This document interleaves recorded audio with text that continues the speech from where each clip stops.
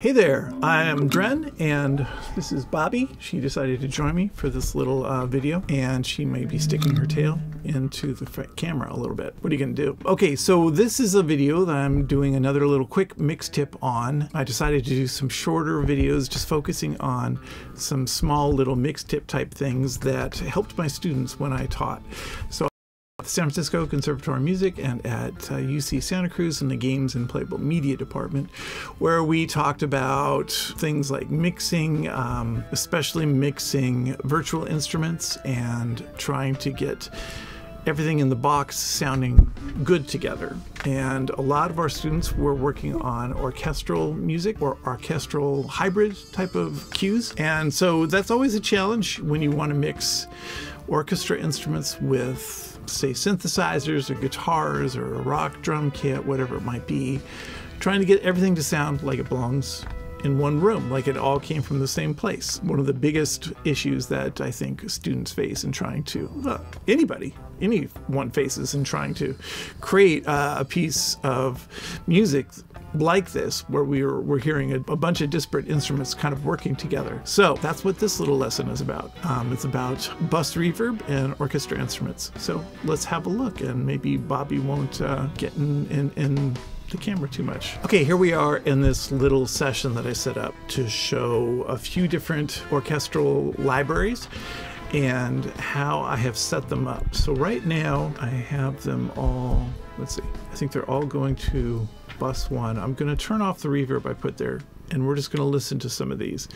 So first of all, I've got the ATO Studio strings, which we'll look at real quick. So that's this library, and we're just going to hear that real quick.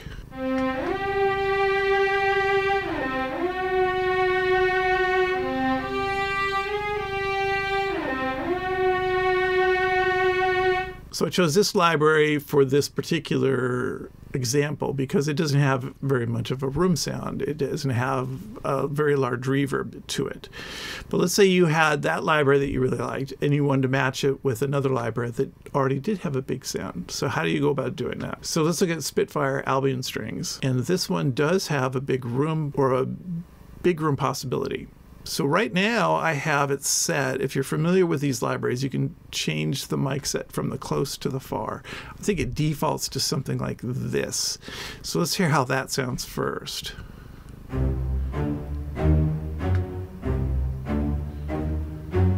So it's a pretty big room sound. Let's try and make that the close mics and get it as close as possible. So let's hear how that sounds. Certainly tightens it up quite a bit. And if we hear it with this one, maybe it doesn't sound, maybe they almost sound similar.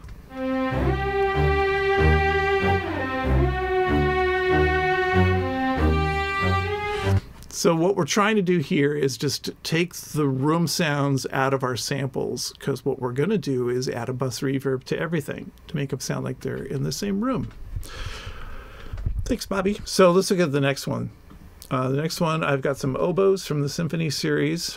Look at that real quick. So you can look at the mixer here, and that's what I've got up. And right now, I think it defaults to this set of mics. So that's pretty reverby sound. So I'm going to turn off the stereo and just go with the close mics.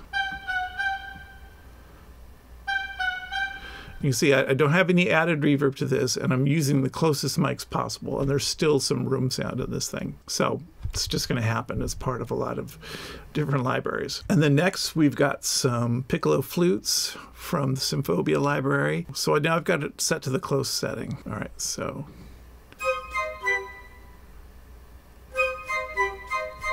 If you hear the default, this is the default sound. So there's a lot of room sound to that one. But let's move it back to close.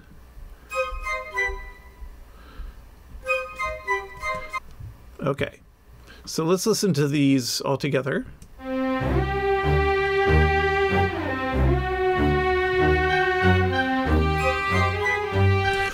So you get the sense of how these sound together. Now, if I had left all those other reverbs on, well, let's just do it. Let's just do that so you can hear that.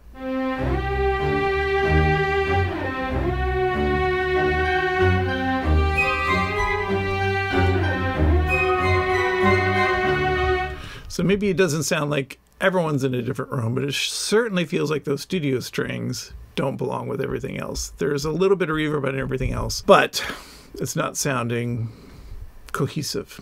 So let's go back into these. I'm going to put them back to their close mic settings. I tried to pick libraries that were definitely different sounding with their reverbs, because oftentimes we find ourselves liking a little bit of this library and a little bit of this library, and we run into this problem. Let's hear it with a bus reverb. So I basically set up bus number 1. You can see here I've named it 7th Heaven Hall, and I've got 7th Heaven instantiated here, which is this plugin. So I've got that one, and now everyone's got a little bit of bus 1 sent to the reverb. So you're going to hear these. I'm going to get to this timpani in a minute, but we're going to hear these 4 together with that bus reverb.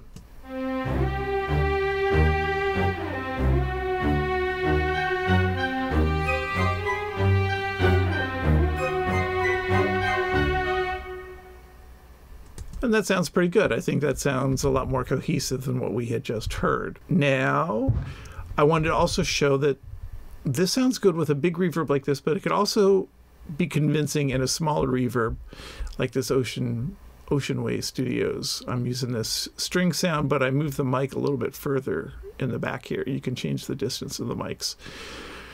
You can also change the microphones if you want. So let me go back to what that was. So let's hear how it sounds with the Ocean Way. It's going to be a little bit more subtle, but still sound like it's in a room. And I use this plugin a lot to bring instruments together to sound like they're in a room together, not necessarily adding lots of reverb, but giving the sense that they're cohesive together in a room.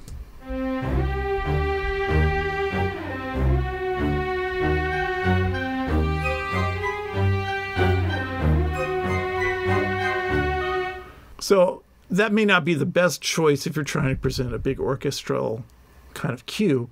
Maybe it works better if you have, a vibraphone, some drums, a flute player, and a bass player or something. You want to make them all sound like they're in one place, but you're just using virtual instruments. That plugin works pretty well for that sort of thing. But I'm going back to the 7th Heaven now, and I'm going to show the timpani sound. Now, there are always exceptions to this rule. And we'll look at that here. So what I've done here with the timpani is here you can also change the close miking. So I've moved this to the close miking. So if we hear that, that's the close mic sound. So let's hear how that sounds with this. I've also given it some bus reverb. All right, so I'll skip to the end here.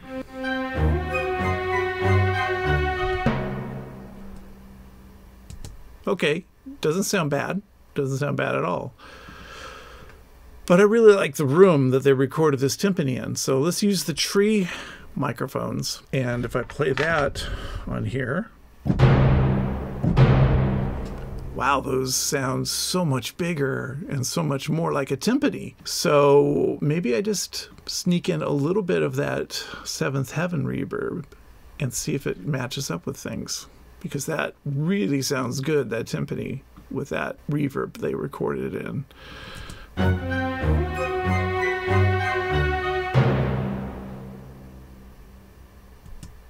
And I like that a lot more. So there are going to be exceptions. You might find a particular sound that really, really works with the room where they recorded the instrument. Timpani might be an example where it's going to work a little bit better because it's not playing constantly compared to, say, the strings or some of the woodwinds. You're going to have those percussion pieces come in probably a little bit less than some of the other instruments. So maybe that works better. It depends on the music you're working on. All right, anyhow, there's my little example for you about trying to get your orchestral instruments all sounding pretty good with the same reverb. Again, there are exceptions to this rule, but use your ears, and you usually come up with something that sounds pretty good as long as you're thinking about these things.